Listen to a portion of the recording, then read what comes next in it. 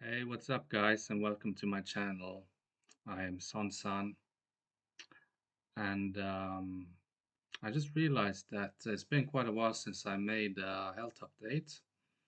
Um, so it's about time I do so because quite a few things have happened in between the previous video and this one. So I just wanted to share all of that with you guys. So overall, I would say it's been going good. I've kept improving, increasing my activity. The trend line is still going in the right direction. I will share some pictures because, in fact, I do record all my activities, such as my step count and so on, in my Garmin Forerunner app. So I'm going to share that here on the screen, I think, just to show. But basically, I made progress, but it's still slow. It's not very fast at all. So the challenge remains to be patient with it and to not chase those improvements and just really stay within the energy envelope. It's so important to not exceed the PEM threshold, the PEM, the post-exertional malaise threshold. Um, it's been the most successful thing for me so far, and actually, this this new month of October marked, if I include at least the crash period, which lasted for about 5 months, when I crashed in September last year until February this year. It's actually uh, been 1 year, or it was 1 year as we entered into this new month of October, since I've had my last crash. And when I say crash, I mean such a crash that ended up resulting in an overall worsening of the condition. So, because that's not to say that I haven't had like dips. I can count four dips in my form, as I just call them.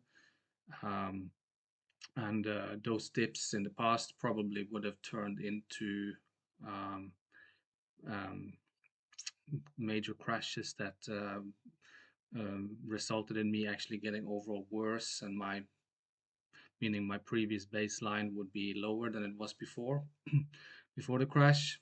That hasn't happened this time, and it all comes down to, I think, my experience with the illness since I've had it for a while, and a lot of discipline and just knowing what to do essentially when those dips happen, and just having the knowledge and the discipline to really take aggressive rest, really aggressive rest, just lay down for a week or two or three and do very little. And that's sort of been the key there. So overall, it's going in the right direction. I think my average step count in September was almost 1,500 per day. So that means, obviously, compared to a normal healthy person, it's still very low. Obviously, I'm not doing a whole lot compared to a normal healthy person, especially insofar as talking about physical activity such as walking. It's still limited, but on the better days, maybe I'm upwards towards 2,500, and then on the resting days, it can be between 500 and 1,000 maybe. So still a range, um, but it's all been going in the right direction.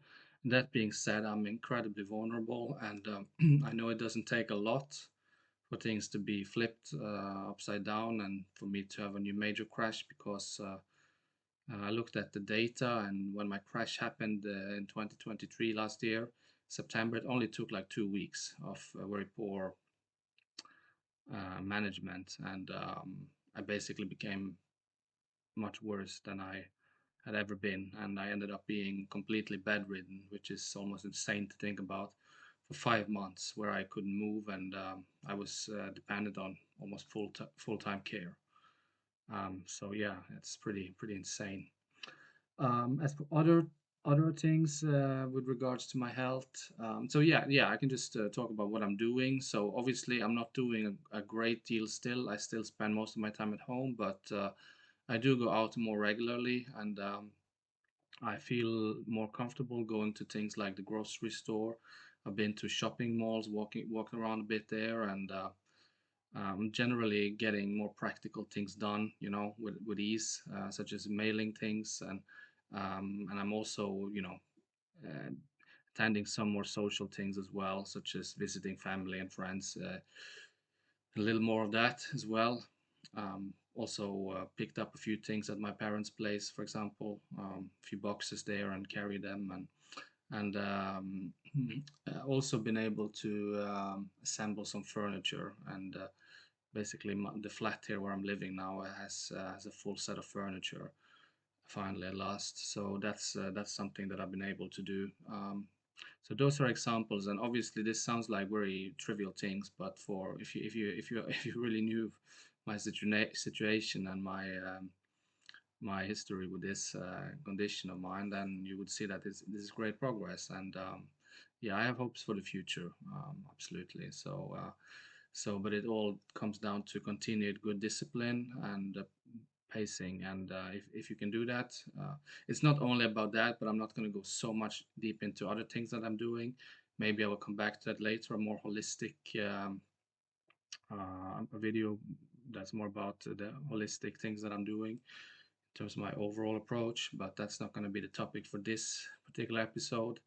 But I wanted to touch a bit base on my diet because I have also been taking more liberties. I was much more strict earlier in the year, and later in this year I have not been quite as strict on my diet, and I have my sweet tooth has unfortunately woken up a bit again, and I've had had a few months where I've really gone off the rails with that, and that really needs to stop because I've been gaining weight, and I can feel that my gut health is not quite as good as it was following that. And I'm also having some other symptoms. Sometimes I feel that these blood sugar swings are not really ideal with this kind of condition, and it takes its toll on the body, also energy wise, and yeah, just overall, I feel much better when I am on a more uh, s- uh, s- uh, strict diet, you can say. Um, so what I've been following before that is mainly what I call an animal-based diet, where I eat like 80% of my food intake comes from, let's say, animal-sourced food, such as a lot of meat, obviously from ruminant animals, preferably, but also things such as chicken or pork or like we have here in Norway, reindeer or sheep. Well, sheep is a ruminant animal, and so is reindeer, I suppose. So it goes under that category. But yeah, predominantly try to eat from clean meat sources or as clean as possible. But I'm not sure we have this very here in Norway. We don't really have such a clear distinction between grain-fed and grass-fed as, let's say, in the U.S. So you never really see that label. I suppose the quality of the meat is overall generally quite good in Norway.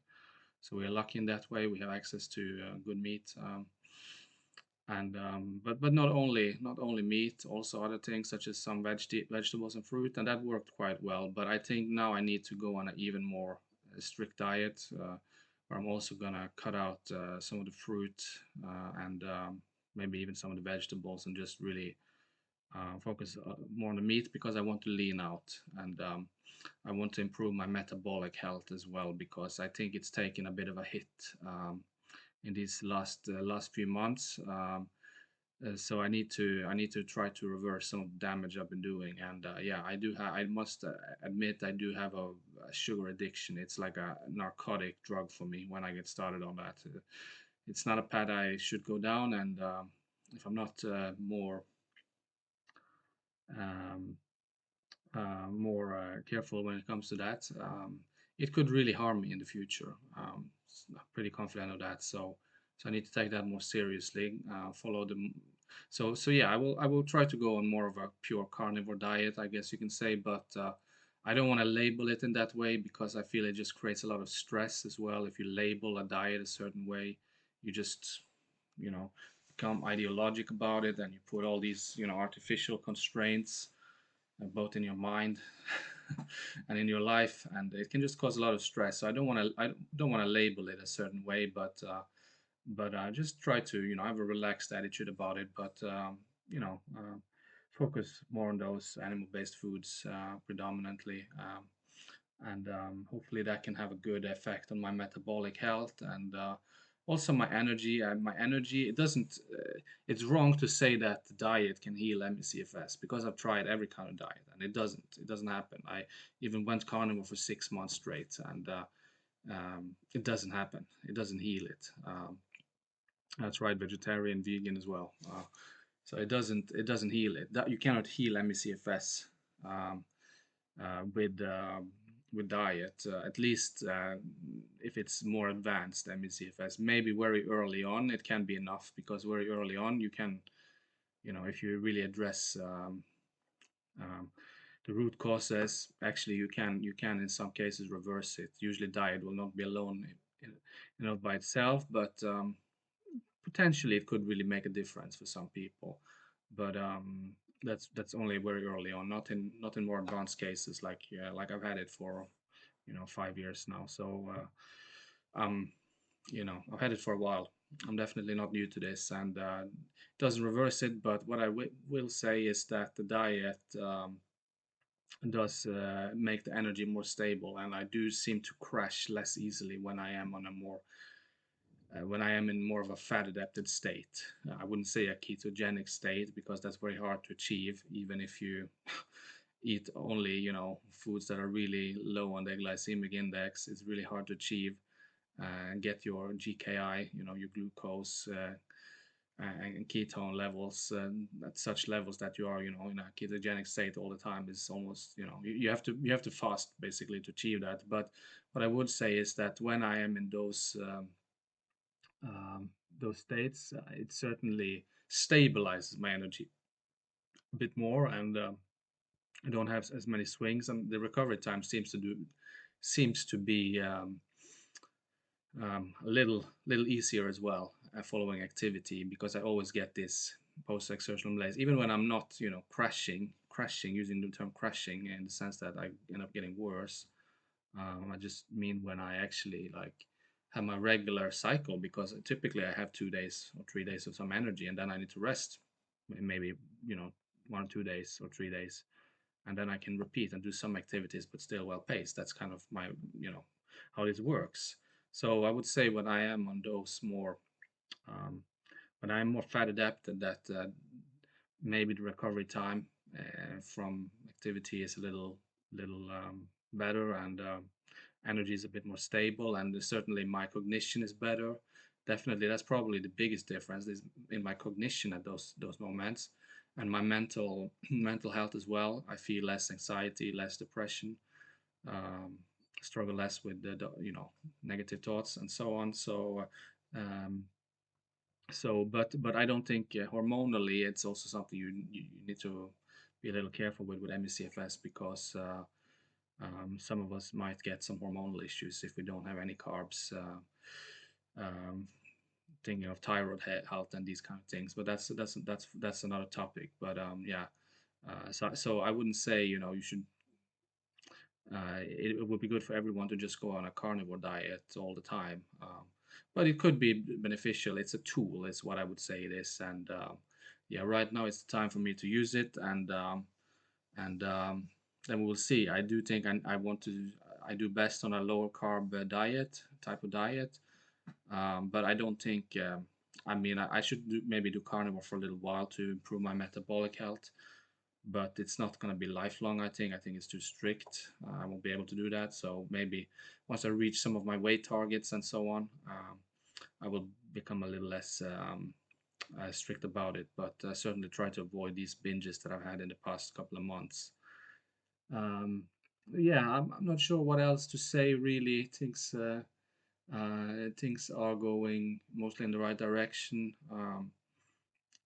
Yeah, I talked to my new GP, and it seems I have to I have to maybe go to this rehab clinic.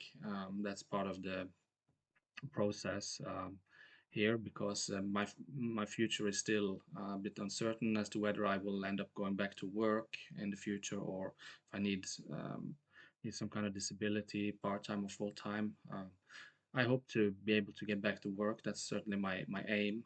Um, so anyway, as part of that process, I will go to this rehab clinic. It's something I have to do because it's something the welfare authorities of Norway basically demand of me that I try, even though I certainly have a protocol now that I'm confident works to a reasonable degree.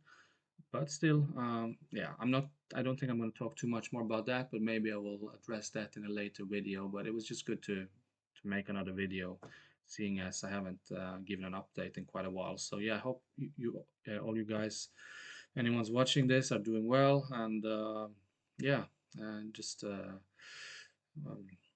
hope you all take care. Bye bye.